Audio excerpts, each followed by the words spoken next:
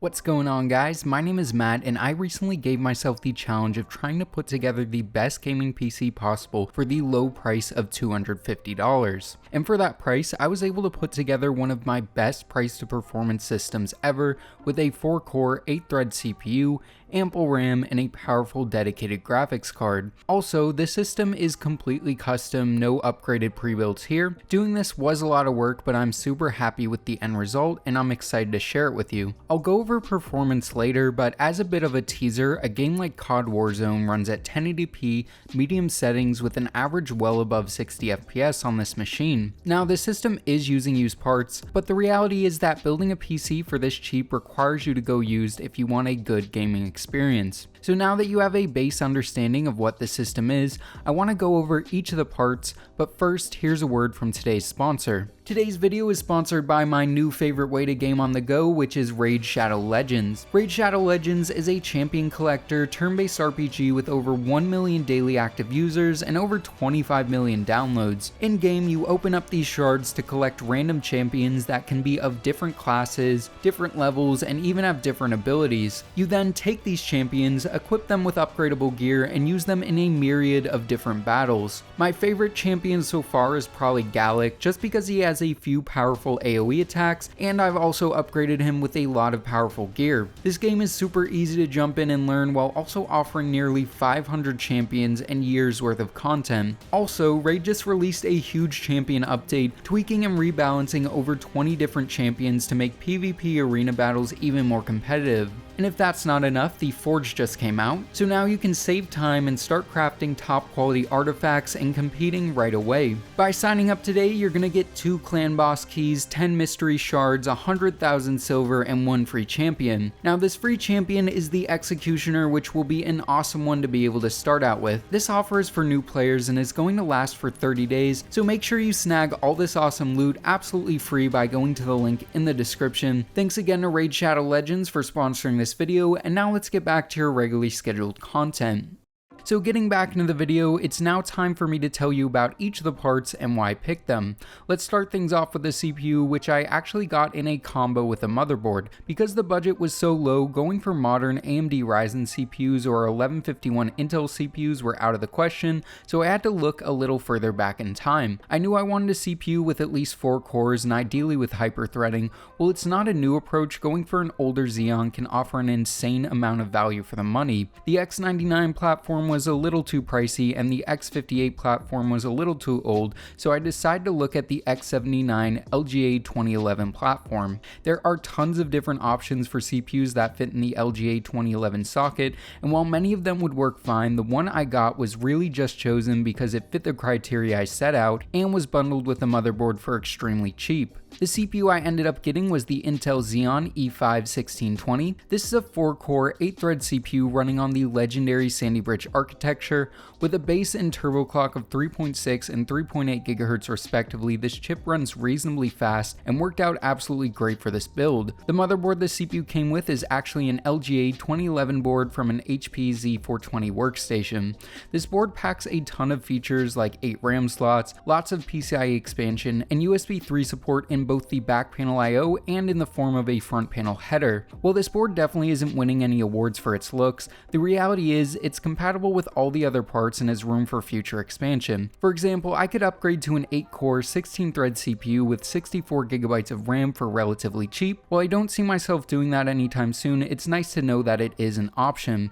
Because this is a motherboard from a pre-built workstation, there are a few quirks that make building with it a little more difficult than normal. For example, the power headers are at a right angle to the motherboard, making them more difficult to plug in and requires more space than usual. One other big downside is this board actually uses an 18-pin power input instead of the standard 24-pin one. While this may seem like a deal breaker, the reality is that I was able to snag a 24-pin to 18-pin adapter off of eBay for under $10. Doing this allowed me to use a standard power supply with this proprietary motherboard. Other weird things include 5-pin fan connectors that you have to jam normal fan connectors onto to, and having to press F1 at boot up because the system doesn't recognize all the original hardware.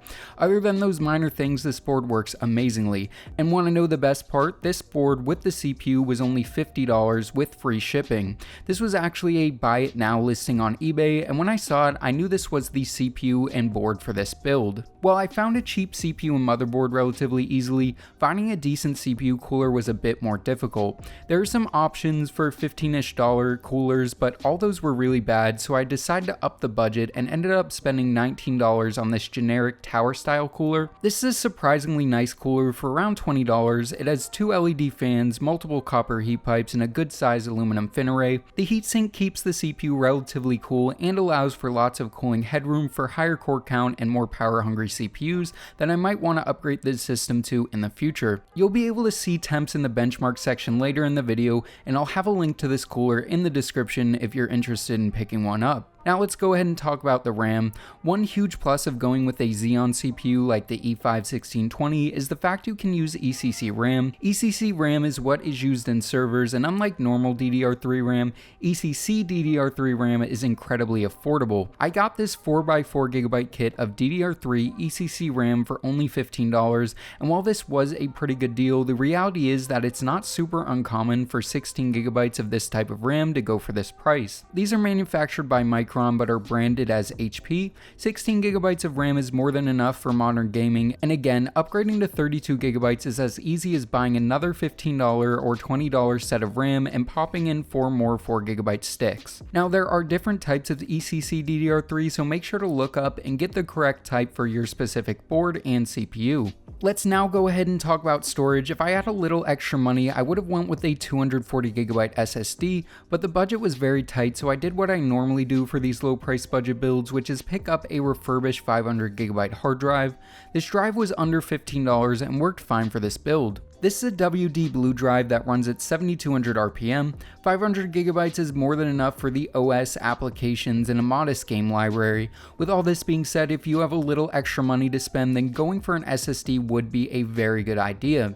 Next, let's talk about the graphics card, which is what differentiates a regular computer from a gaming PC. Used graphics card prices are kinda high right now, so I had to do a good amount of searching to find the right card. I looked at all different options, but kept coming back to the one card that seems to always be offering the best value for money. That card is the AMD RX 470. I picked this one up for $70, buy it now, which right now is a great deal, and for $70 this card performs great.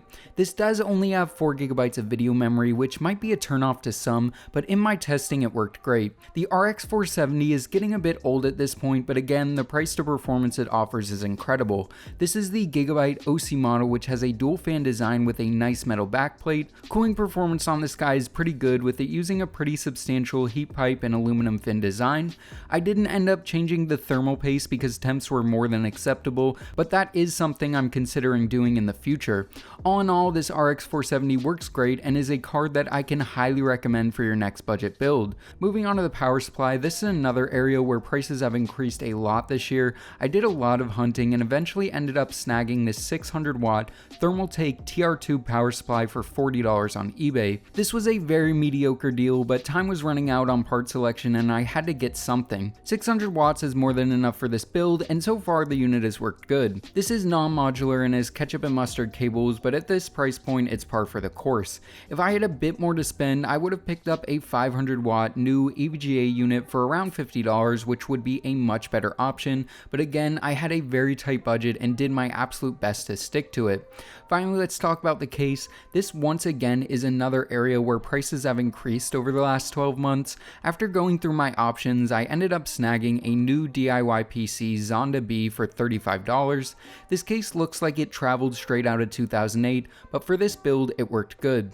It has 3 included fans, one at the front, one at the back, and one on the side panel, which provides fresh air to the GPU. Building in this case was kinda cramped and the motherboard with the power supply connectors barely fit, but at the end of the day I was able to make it work and it gets the job done well. I I personally like the looks of this case, but I can understand if you don't. It doesn't have much in the way of cable management, but I was able to get things looking relatively neat. It does have a small side panel window which doesn't show a whole lot, but it's nice to see and means you'll be able to look at some of your components with the side panel on. All in all, for $250, I was able to get a bunch of parts that work really well together. Obviously, there are a ton of ways I could have spent the budget, so if there are different parts you would have picked, let me know what they are in the comment section below. Now that you've seen all the parts and understand why I picked them, I'm now going to show you how this system performs in many of today's most popular games. Let's start things off with Apex Legends, which is my favorite battle royale game of all time. I tested this game at 1080p medium settings and did a standard trio squad match. While in game, I was happy to see the system staying in the mid 90s most of the time.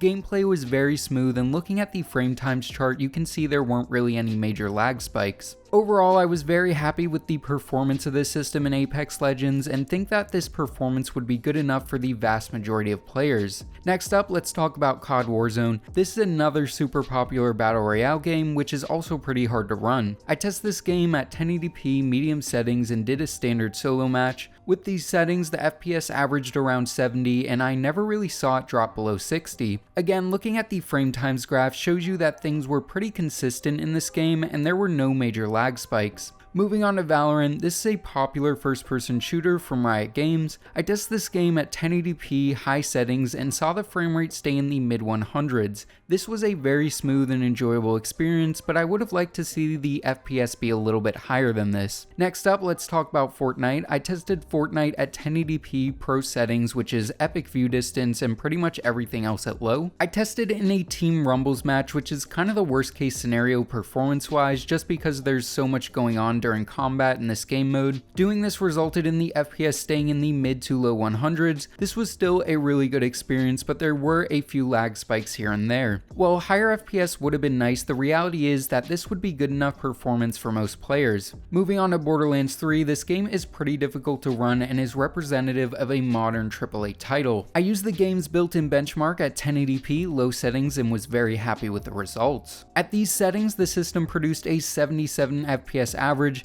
This is great to see a $250 PC is able to run a game like Borderlands 3 at 1080p with an average well above 60 FPS. Next up is CSGO at 1080p low settings. I tested this game in a team deathmatch game on Dust 2. The performance of the system was acceptable, with the frame rate staying in the mid 100s most of the time with some frequent fluctuations. With this being said, I found the experience to be smooth and enjoyable. Moving on to Rainbow Six Siege, this is another popular esports game. I tested this game at 1080p high settings using the built-in benchmark. Doing this resulted in a 176 FPS average. This is great to see and shows you that for a game like Rainbow Six, this system should work even for super competitive players. Finally, just because I knew people would ask, I tested Fall Guys. Fall Guys runs perfectly fine on the system with max settings and a locked 60 FPS, meaning this PC will work great for you pro MLG Fall Guy players out there. So as you can see, the system performs really well. I was actually surprised to see the system's performance, especially in games like COD Warzone and Borderlands 3. If there are other games you'd like to see me test in the future against these super cheap budget builds, then let me know what they are in the comment section below.